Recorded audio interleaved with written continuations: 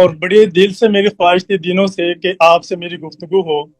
میرا نام رانا منیر احمد ہے، میں پاکستان پنجاب ضلع سرگودا سے میرا تعلق ہے۔ جی سر۔ اور پہلی بات یہ کہ میں نہ حافظ ہوں نہ میں عالم ہوں۔ جی سر۔ آپ کی میں نے کئی مرتبہ یہ گفتگو سنی ہے کہ سیدنا ابو بکر صدیق رضی اللہ تعالی عنہ اور سیدنا عمر فاروق رضی اللہ تعالی عنہ کا ایمان ثابت نہیں ہے۔ یہ کئی مرتبہ میں نے آپ کی گفتگو سنی ہے۔ صحیح۔ تو میں سب سے پہلے تو آپ سے ایک یہ سوال کرنا چاہوں گا، اور کئی مرتبہ میں نے یہ بات آپ کی زبان سے سنی ہے کہ خالق مالک ایک اللہ ہے، اللہ کی مرضی کے بغیر کچھ نہیں ہو سکتا۔ کیا یہ سوال میرا آپ سے ہے، کیا کچھ چیزیں ایسی ہیں جو اللہ کی مرضی کے بغیر بھی ہو سکتی ہیں؟ یہ سوال میرا آپ سے ہے، اس کا جواب مجھے چاہیے۔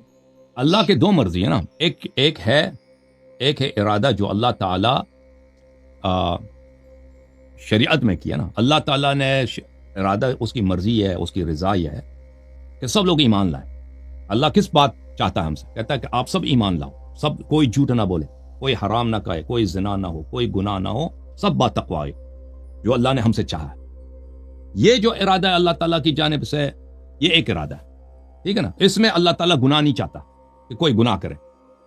شریعت میں ایک جو اللہ تعالیٰ نے جو حکم دیا کہ یہ کرو یہ نہ کرو، ٹھیک ہے نا، اس میں اللہ تعالیٰ کی کوئی رضا نہیں ہے کہ کوئی جھوٹ بولے، کوئی اپنے ماں باپ کو ستائے، اذیت و آزار دے، کوئی جا کے کسی نبی کو گالی دے دے، ٹھیک ہے نا۔ کوئی لوگ پرانے زمانے میں انبیاء کو قتل کرتے تھے، بہت سارے انبیاء قتل ہوئے ہیں۔ اللہ تعالیٰ یہ تو نہیں چاہتا نا۔ یہ ایک ہے۔ دوسرا ایک اللہ کا ارادہ ہے، اللہ کا ارادہ وہ ایک ارادہ ہے جو اللہ تعالیٰ نے شریعت میں ظاہر کیا۔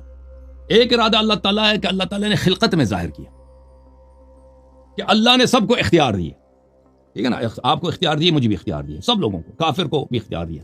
کافر کو یہ انا ہدیناہ السبیل اما شاکرا و اما کفورا، کافر کو یہ اختیار دیا کہ بھئی یہ اللہ کا راستہ ہے، یہ اسلام ہے، یہ دین ہے، سب کچھ حق ہے بھئی۔ اب اس کو اختیار ہے کہ وہ چاہ کے کلمہ پڑھے، ایمان لائے، یا کہہ دے کہ نہیں بھئی میں بدبختی چاہتا ہوں، مجھے وہی شراب خوری پسند ہے، مجھے زنا پسند ہے، میں شریعت پہ آ کے، دین میں آ کے میں نے وہ سب سلسلے تو بند ہو جائیں گے نا، جو شہوت رانی ہے، جو شہوت طلبی ہے، وہ تو بند ہو جائے۔ یہ میرے لیے دنیا پسند ہے، میں مسلمان کیوں ہو جاؤں، تو وہ اسی گناہ کے راستے پہ چلے۔ یہ اللہ تعالیٰ نے اسی طرح اس پہ راضی ہے، راضی یعنی عالم ہے، نہ کہ یہ اس پہ ثواب دے گا۔ اللہ اس کو پسند کرتا ہے، نہیں ثواب۔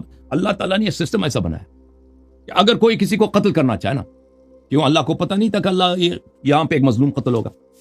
بالکل اللہ کو پتہ تھا، اللہ روک نہیں سکتا تھا، بالکل روک سکتا تھا، لیکن اللہ نے دنیا ایسی بنائی ہے کہ اگر کوئی ظلم کرنا چاہے، اس کے اختیار بھی ہے، اس کے پاس امکان بھی ہے، گناہ کر بھی سکتا ہے، گناہ کا ارادہ بھی کر سکتا ہے، وہ گناہ کر بھی لیتا ہے، ٹھیک ہے نا۔ عذاب اللہ نہیں بھیجے گا، اللہ اس کو نہیں روکے گا۔ کوئی شخص کلمہ پڑھنا چاہتا ہے، اختیار ہے، وہ کلمہ پڑھنے کے بجائے جا کے کافر بن جائے، مرتد ہو جائے، وہ بھی اختیار ہے۔ تو اللہ تعالیٰ کے دو رضائیں بھائی، اور دو ارادے ہیں۔ ایک ارادہ یہ ہے کہ اللہ تعالیٰ نے شریعت میں بولا ہے نا، نبی صلی اللہ علیہ وسلم ہمارے لیے کہہ رہے ہیں کہ بھائی، نبی نے تو نہیں فرمایا کہ تم گناہ نہیں کر سکتے نا، یہ تو نہیں بولا کہ تم مجبور ہو گناہ کرنا، تم کرو یا تم گناہ تو تم اپنے اختیار کے بغیر کر سکتے ہو۔ نبی صلی اللہ علیہ وسلم نے فرمایا کہ تم گناہ کر سکتے ہو بھائی، گناہ وہ تو اللہ کی جانب سے عذاب تھوڑی آنی ہے کہ تم نے اگر کوئی شرابی شراب پیتا ہے، اللہ وہاں پہ کوئی معجزہ کر کے روکے گا تو نہیں، شراب پیے گا وہ، کوئی اپنی ماں کو مارے گا، کوئی اپنی ماں کو گالی دے گا، جو بھی جتنے گناہ ہوتے ہیں۔ نبی صلی اللہ علیہ وسلم نے فرمایا یہ نہ کرو، اگر کرو گے تو اللہ تعالیٰ تمہیں عذاب کرے گا۔ کب؟ قیامت میں۔ دنیا میں بھی آثار ہو سکتے ہیں، آخرت میں عذاب کرے گا۔ اچھا یہ نہ کرو، لیکن دنیا میں جتنی چیزیں ہوتی ہیں نا، یہ جتنی چیزیں ہوتی ہیں یہ اللہ کے علم سے ہوتی ہیں۔ اس میں اللہ راضی نہیں اس معنوں میں کہ اس میں ثواب دے گا، یعنی اللہ نے جو دنیا خلق کیا ہے، مثلا ایک شخص نماز نہیں پڑھتا، ایک شخص ماں باپ کو گالی دیتا ہے، ایک شخص اپنی بیوی کو مارتا ہے، ظلم کرتا ہے، بچوں پہ ظلم کرتا ہے، رشوت جب کام پہ جاتا ہے تو لوگوں سے رشوت لیتا ہے، جس کے پاس رشوت کے پیسہ نہ ہو اس کو ذلیل کر کے دفتر سے نکالتا ہے، ٹھیک ہے نا۔ ایسے لوگوں کے فعل کو اللہ جانتا ہے کہ ایسے کام کرے گا۔ جو فرعون نے موسیٰ علیہ السلام کے ساتھ کے بچوں کو ذبح کرتا تھا نا، بنی اسرائیل کے ساتھ، اتنا بڑا کہتا تھا میں خدا ہوں، اللہ جانتا تھا کہ یہ کرے گا۔ اللہ تعالیٰ نے اجازت دی ہے۔ یہ کافی لمبا آپ کا جواب ہو گیا ہے۔ صحیح۔ تو جو بندہ نیک کام کرتا ہے وہ کس کی مرضی سے کرتا ہے؟ اس کا جواب تھوڑا سا مجھے دے دو مختصر سا۔ وہ اللہ نے اس کو اختیار دیا، ارادہ دیا، پاور دیا۔ آپ ریاض الجنہ کو کیا سمجھتے ہیں کہ کیا ٹکڑا ہے وہ ریاض الجنہ؟ مجھے نہیں معلوم ریاض الجنہ سے آپ کی کیا مراد ہے، مجھے نہیں معلوم کیا ہے ریاض الجنہ؟ جہاں پر نبی علیہ الصلوۃ والسلام وجہ کائنات آرام فرما رہے ہیں، آپ اس ٹکڑے کو کیا سمجھتے ہیں؟ وہ اللہ کی نعمت ہے، اللہ کا فردوس ہے نا، اللہ وہاں پہ نیکوکاروں کو لے کے جائے گا، شیعوں کو لے کے جائے گا، شیعوں کا ٹھکانہ ہے۔ اور وہاں پر جو دو شیخین جو ہیں، سیدنا ابو بکر صدیق رضی اللہ تعالیٰ عنہ، سیدنا عمر فاروق رضی اللہ تعالیٰ عنہ، آپ علیہ الصلوۃ والسلام کے اس روزے کے ساتھ جو جنت کا ٹکڑا جس کو کہا گیا وہاں آرام فرما رہے ہیں، اس کے متعلق آپ کیا کہتے ہیں کہ وہ اللہ کی مرضی نہیں ہے جو وہاں پر وہ دفن ہے؟ آپ سن لیں دیکھیں، نبی صلی اللہ علیہ وسلم کو لوگ جو پتھر مارتے تھے نا، پتھر مارتے تھے، اللہ کی مرضی ہے یا نہیں ہے؟ اللہ کا کوئی اس میں رضا نہیں ہے۔ جو لوگ نبی صلی اللہ علیہ وسلم کو پتھر مارتے تھے، گالی دیتے تھے، اللہ کی اس میں رضا نہیں تھی، اللہ کا غضب تھا اس پر، لیکن اللہ نے اختیار دیا تھا بھائی کہ جو لوگ دنیا میں منافق کافر جو نبی صلی اللہ علیہ وسلم کو ابھی تک دنیا پیغمبر صلی اللہ علیہ وسلم کی جو مذاق اڑاتے ہیں، آپ بات کو گھما پھرا کے کہیں نہیں گھما نہیں رہا، میں قبر کی طرف آتا ہوں، میری بات سن لیں، قبر کی طرف آتا ہوں پلیز، نہیں آپ کو میری بات سننا پڑے گا، نہیں کاٹ میری سکتے۔ بات سن اللہ یاری صاحب، میری بات سن لیں، آپ بات کو گھما پھرا کے دوسری طرف لے جاتے ہیں۔ میرا آپ سے سوال یہ ہے کہ جو ریاض الجنہ ہے جہاں آپ علیہ الصلوۃ والسلام کی حدیث مبارک ہے کہ یہ جو جگہ ہے جنت کا ٹکڑا ہے، وہاں پر سیدنا ابو بکر صدیق، سیدنا عمر فاروق رضی اللہ تعالیٰ عنہ آرام فرما رہے ہیں، وہ اللہ کے چاہنے سے آرام فرما رہے ہیں، اللہ کے چاہنے سے وہاں پر وہ ان کی قبر مبارک ہے، تو ان کے متعلق آپ کیا خیال کر رہے ہیں؟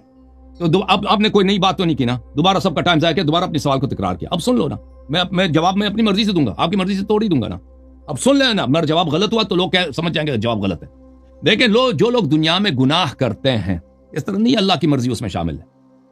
ایک شخص شراب پیتا ہے، کہتا ہے اللہ کی مرضی ہے کہ میں پیتا ہوں، اگر اللہ کی رضا نہ ہو تو وہ مجھے روکے گا نا، مجھے روک لے، اس پہ اللہ کی رضا نہیں ہے، لیکن اللہ نے سسٹم ایسا بنایا ہے، دنیا ایسا بنایا کہ گناہ کار گناہ کر سکتا ہے اور نیکوکار نیکی کر سکتا ہے، اسی لیے تو لوگوں کا امتحان ہوتا ہے نا۔ اب ابو بکر عمر وہاں پہ دفن ہے نبی صلی اللہ علیہ وسلم کے ساتھ، یہ ان کی حقانیت کی دلیل ہے، یہ ان کی دیکھیں نبی صلی اللہ علیہ وسلم کسی قبرستان میں مدفون نہیں ہے، نبی صلی اللہ علیہ وسلم اپنے ذاتی پراپرٹی میں اپنے گھر میں مدفون ہے، ٹھیک ہے نا۔ یہ کوئی اگر مسلمانوں کا قبرستان ہوتا نا کہ یہ الگ بات ہوتی کہ وہاں پہ کوئی بھی اپنے مردے لاشے کو لا کے دفن کر سکتا تھا، نبی صلی اللہ علیہ وسلم اپنے ذاتی پراپرٹی میں دفن ہے۔ نبی صلی اللہ علیہ وسلم کی اگر رضا ہوتی، یعنی نبی صلی اللہ علیہ وسلم کی وصیت ہوتی کہ میرے بعد ابو بکر کو، اس کے بعد عمر کو میرے ساتھ دفن کیا جائے گا، تو لازمی بات ہے یہ شیعوں کے خلاف بہت بڑی دلیل ہوتی، ناقابل رد دلیل ہوتی کہ دیکھو شیعو، یہ نبی صلی اللہ علیہ وسلم کی حدیث ہے، یہ ان کی رضا پہ دلالت کرتی ہے کہ وہ ان دونوں کو سے محبت کرتے ہیں کہ ان کو میرے ساتھ دفن کرو، ٹھیک ہے نا۔ اگر ایسی بات ہوتی ہے، یہ بات تو کسی کے پاس نہیں ہے نا، نہ آپ لوگوں کے پاس، نہ وہابیوں کے پاس، احناف، بخاری، مسلم، ترمذی، مسند احمد، کسی میں کوئی ایسی حدیث ہی نہیں۔ تو سوال یہ ہے کہ ان لوگوں کو کس لیے وہاں پہ دفن کیا گیا نبی صلی اللہ علیہ وسلم کے ساتھ؟ یہ تو قبرستان تو ہے نہیں، قبرستان میں تو آدمی کسی بھی کونے میں آپ اپنے مردے کو لاؤ، وہاں پہ دفن کرو، ٹھیک ہے نا، کوئی روک تو نہیں سکتا، مسلمانوں کا قبرستان کوئی نہیں روک سکتا، جب تک مردہ مسلمان ہے تو آپ قبر نبی صلی اللہ علیہ وسلم کے گھر میں، ان کے ذاتی پراپرٹی میں لاشے کو لے کے آئے ہوں، وہاں پہ کلہاڑیاں لے کے آئے ہوں، وہاں پہ تم نے زمین کھودا ہے، اپنے مردے کو وہاں پہ دفن کیا، کس کی اجازت سے دفن کیا؟ کیا یہ کہ نبی صلی اللہ علیہ وسلم کا کوئی حکم تھا، وصیت تھی؟ کچھ بھی نہیں تھا۔ کیا ان کی ابو بکر عمر کی ذاتی پراپرٹی؟ اب نہیں، خاموش، اس کو میوٹ کر، نہیں اس طرح آپ نہیں چلے، اس طرح نہیں، میری بات جواب ختم نہیں ہوا، جواب ختم نہیں ہوا، جواب ختم ہو تو یا آپریٹر اس کو جواب سن لو، کیوں ادھر دفن کیا؟ جواب سن لو، یہ ان کے ابو بکر عمر کے ظالم ہونے کی دلیل ہے، یہ ان کی فضیلت نہیں ہے، ان کی رذیلت ہے کہ ان کو وہاں پہ لا کے کس لیے دفن کیا؟ اگر نبی صلی اللہ علیہ وسلم کا گھر ہے تو تمہیں کس نے حق دیا؟ اہل بیت علیہ السلام نے حق دیا، تم اس بیت میں سے نہیں ہو، کیوں ادھر دفن کیا؟ نبی صلی اللہ علیہ وسلم کا جو ذاتی پراپرٹی ہے، ان کے وفات کے بعد یہ کس کی پراپرٹی بن جاتی ہے؟ یہاں پہ دو ہیں باتیں، قرآن کہہ رہا ہے کہ یہ میراث ہوتی ہے، قرآن کہتا ہے کہ یہ میراث ہوتی ہے، ان کے ورث کو ملتا ہے نا، وہ ورث سلیمان و داؤد، یرثنی و یرث من آل یعقوب، یحییٰ علیہ السلام کو زکریا سے ارث ملی ہے، سلیمان کو داؤد سے ارث ملی ہے، قرآن کی روح سے یہی ہے۔ اور قرآن نے فرمایا کہ یذکرکم اللہ فی اولادکم للذکر مثل حظ الانثیین، اللہ تعالیٰ حکم دیتا ہے کہ اپنی اولاد کو میراث سے محروم نہیں رکھنا۔ تو قرآن کی روح سے دیکھیں، سنت کی روح سے دیکھیں تو حق کس کا بنتا ہے؟ میراث بنتا ہے۔ یہ میراث کس کو ملے گا؟ لازمی بات ہے میراث ان کی بیٹی کو ملے گا، کیونکہ ان کو اور بیٹی تھی نہیں وفات کے وقت ان کی، اور ازواج کو آپ کے قول کے متعلق ملے گا، ازواج کو لیکن 8 میں سے 1 حصہ ملے گا نا، پورا تو نہیں ملے گا۔ اور نبی صلی اللہ علیہ وسلم کے 9 بیویاں ہیں، یہ 1/8 حصہ 9 بیویوں میں تقسیم ہوگا، یہ سن نہیں رہا نا بھائی، آپ سن نہیں رہے نا, یہ بڑی بدتمیزی کی بات ہے. آپ سوال کرتے ہیں پر دیکھیں یہ بہت ہی بدتمیزی ہے کہ آپ سوال کرتے ہیں پر سوال کا جواب نہیں سنتے اور اپنی بات کر رہے ہوتے ہیں بیچ میں, ٹھیک ہے نا, نہایت ہی بدتمیزی. اچھا آپ سن لیں, میراث بنتا ہے, یہ جو میراث بیویوں کو ملتی ہے یہ 1/8 9 بیویوں میں تقسیم ہوگی. عائشہ کو کتنا ملے گا؟ عائشہ کو 1/8 میں سے 1/9 ملے گا, یعنی وہ 1.5% ملتا ہے. 1/8 کتنا بنتا ہے؟ 1/8 ملتا ہے 12.5%. 12.5% بنتے ہیں 1/8 1/8. آصف بھائی آپ ہیں. اچھا اور 1/9 اس میں سے کتنا, 12.5% کا 1/9 کتنا بنتا ہے؟ 1.25. اس سے بھی شاید کم, 1.3 بنتا ہے. تو عائشہ کو اتنا ملے گا. باقی کس کی پراپرٹی ہے؟ باقی 87.5% زہرا سلام اللہ علیہ کی پراپرٹی ہے نا. اچھا یہ میراث کی روح سے اہل بیت علیہ السلام سے ان لوگوں نے اجازت لیا. جی سر کچھ کہنا چاہیں گے؟ اجازت لیا کہ ہم یہاں ابو بکر عمر کو دفن کرنا چاہتے ہیں؟ کوئی اجازت نہیں لیا. جیسے ان کی خلافت غصب کیا, انہوں نے اپنے جنازے کو بھی غصب پہ دفن کیا نا. دوسرا اگر ہم کہہ دیں کہ آپ جانا چاہ رہے ہیں, آپ جانا چاہ رہے ہیں, میں کہہ رہا ہوں میں اس میں ایک سوال کر سکتا ہوں اسی میں. بس 1 منٹ مجھے دے دیں, میں کہہ دوں. اور اگر ہم کہہ دیں یہ صدقہ ہے تو یہ تو بیت المال کا جز بن جاتا ہے نا, پورے مسلمانوں کا حق ہے. پھر تو ابو بکر عمر کو حق تو نہیں ملتا کہ وہاں پہ دفن کریں نا اپنے مردے کو, ٹھیک ہے, اپنے مردے کو وہاں پہ پھر مسلمانوں سے ان کو اجازت لینا ضروری. سب مسلمانوں سے اجازت لے لو. ابو بکر عمر نے کسی سے اجازت لیا کہ ہم یہاں پہ اپنے میت کو دفن کرنا چاہتے ہیں. تو جس لحاظ سے بھی دیکھو ان دونوں کا قبر نبی کریم صلی اللہ علیہ وسلم کے ساتھ جو دفن کیا گیا یہ غصب ہے, اور سب مسلمانوں پہ واجب ہے اگر یہ نبی صلی اللہ علیہ وسلم سے محبت رکھتے ہیں کہ ان دونوں کو وہاں سے نکال دیں وہاں سے, کیونکہ غصب ہے. نبی صلی اللہ علیہ وسلم کی بے حرمتی ہے, ان کے مکان پہ ناجائز قبضہ ہے, ٹھیک ہے نا. اور اہل بیت علیہ السلام کے حدیث ہمارے پاس کہ جو ہی ان کا وہاں پہ دفن ہوا تھا تو ملائکہ وہاں سے ان کو نکال کے لے کے گئے تھے, اسی وقت نکال کے لے کے گئے تھے.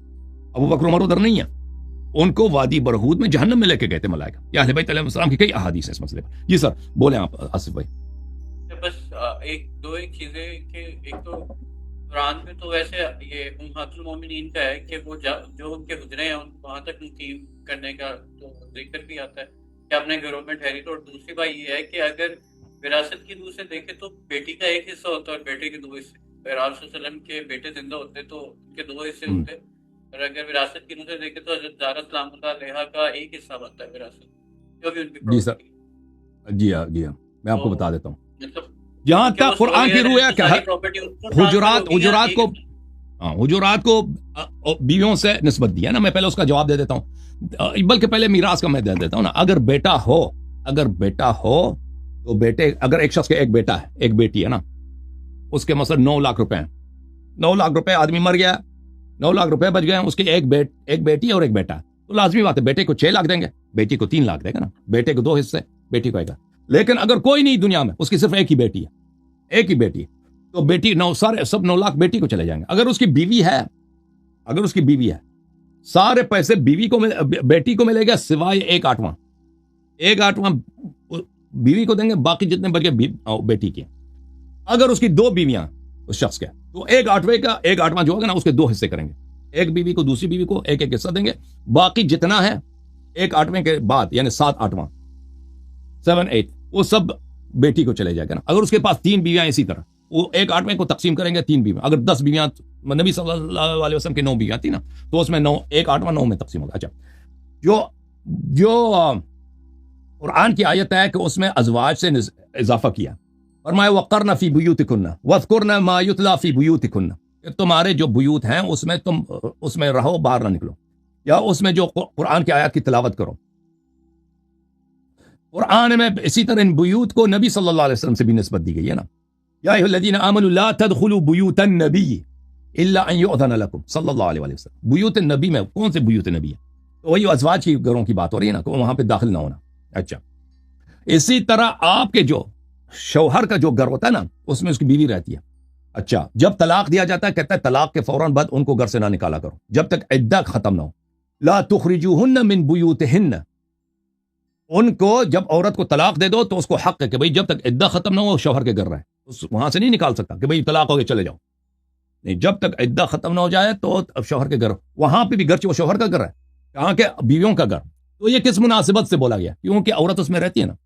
ابھی اب یہ کوئی شخص نوجوان ہے، ٹین ایجر ہے، وہ والد صاحب کے ساتھ رہتا ہے، کہتا ہے میں اپنے گھر جا رہا ہوں، اس کا گھر اپنا توڑی ہے، اس کے والد صاحب کا گھر ہے نا، وہ اپنے وہ یہ تو ملکیت کے لیے تو نہیں کہتا کہ میرا گھر، یہ اس کی پراپرٹی تو نہیں، والد صاحب کی پراپرٹی یا دادا کی پراپرٹی ہے، یا کوئی بہت سارے لوگ ہوتے ہیں چچا کے ساتھ رہتے ہیں، کہتے ہیں میں اپنے گھر جا رہا ہوں، وہ کیونکہ وہاں پہ رہتے ہیں وہ اپنا گھر کہتے ہیں، اس کی وہ نہیں ہوتی کہ ان کی اپنی پراپرٹی ہے۔ یہ کتاب الجامع لاحکام القرآن جو قرطبی صاحب کی تفسیر قرطبی بہت مشہور معروف ہے، جزء ثالث، یہ شیعوں کی نہیں مخالفین کی ہے۔ یہاں پہ فرمایا کہ لا تدخلوا بیوت النبی، سورہ احزاب کی جو آیت ہے کہ نبی صلی اللہ علیہ وسلم کے گھروں میں داخل نہ ہونا، دلیل علی ان البیت للرجل، یہ اس بات کی دلیل ہے کہ گھر جو ہے شوہر کا، وہ گھر جو ہے نبی صلی اللہ علیہ وسلم کے جو مکانات تھے، بیوت تھے، وہ نبی صلی اللہ علیہ وسلم کی ذاتی پراپرٹی ہے۔ وَيُحْكَمُ لَهُ فَإِنَّ اللَّهَ تَعَالَى أَضَافَهُ إِلَيْهِ، اللہ تعالیٰ نے خود کہا کہ نبی صلی اللہ علیہ وسلم کی بیوت ہیں۔ اچھا اگر کوئی اعتراض کرے کہ قرآن میں تو یہ آیت ہے وَاذْكُرْنَ مَا يُتْلَى فِي بُيُوتِكُنَّ مِنْ آيَاتِ اللَّهِ وَالْحِكْمَةِ، کہ یہاں پہ گھروں کو نسبت دی گئی ہے عورتوں سے، بیوتکن بولا، نبی صلی اللہ علیہ وسلم کے ازواج کے جو گھرانے ہیں۔ قلنا اضافت البیوت الی النبی صلی اللہ علیہ وآلہ وسلم اضافت ملک، یہ جو اضافہ ہے، اضافہ بولتے ہیں نا، کا جو لفظ ہے اردو میں کا مثلا کہتے ہیں کہ اس کا باپ، اس کا گھر، اس کا کاروبار، یہ کا جو لفظ ہے اس کو اضافہ بولتے ہیں عربی میں۔ یہ جو اضافہ ہے کہ کہا گیا ہے کہ بیوت النبی، یہاں پہ اضافہ ہے، اضافہ ملکیت کی۔ وَإِضَافَةُ الْبُيُوتِ إِلَى الْأَزْوَاجِ إِضَافَةُ محل، اور ازواج کا جو اضافہ ہے کہ بیوت الازواج بیوتکن وقرن فی بیوتکن، یہ جو اضافہ ہے یہ اضافہ یہ سکونت ہے، کیونکہ یہاں پہ یہ لوگ رہتی تھی نہ کہ ملکیت تھی، ان کی رہائش ہی ادھر ہی ہے، تو ان کا گھر کہلائے گا نہ کہ ان کے ذاتی پراپرٹی ہے۔ بدلیل انه جعل فيها الاذن للنبي صلی اللہ علیہ وسلم، الاذن انما يكون للمالک، اس کی دلیل بھی واضح ہے کہ دخول کے لیے کس کے اذن ضرورت ہے؟ ازواج کے اذن کی ضرورت نہیں ہے، نبی صلی اللہ علیہ وسلم کی اذن کی ضرورت ہے، پرمیشن نبی سے لینا ہوگا کہ ہم گھر میں آ سکتے ہیں نہیں آ سکتے، اور پرمیشن کا حق مالک کو ہوتا ہے، غیر مالک کو نہیں ہوتا۔ ازواج رہتی ہیں بھائی، ازواج نبی صلی اللہ علیہ وسلم کے گھر میں رہتی تھیں، ان کا اپنا ذاتی پراپرٹی نہیں تھا، نبی صلی اللہ علیہ وسلم کا ذاتی پراپرٹی تھا۔ وہ ابھی بہت سارے ہوتے ہیں نا کہ بھائی شوہر گھر خریدتا ہے اپنے محنت سے، کمائی سے، وہ اس کے پراپرٹی ہے نا، شوہر کی پراپرٹی۔ اب عورت بھی کہتی ہے میرا گھر ادھر ہے، عورت تو نہیں کہتی کہ یہ میرا شوہر، لوگوں سے جب کہتا ہے نا میں اپنے گھر جا رہی ہوں، میرے گھر آ جاؤ، اپنے بھائی کو فون کر میرے گھر آ جاؤ، تو اس کا یہ اس کی پراپرٹی نہیں ہے، میرا جو ہے نا ملکیت کو ثابت نہیں کرتا، میرا اس لیے کہ میری رہائش یہاں پر ہے۔ اوکے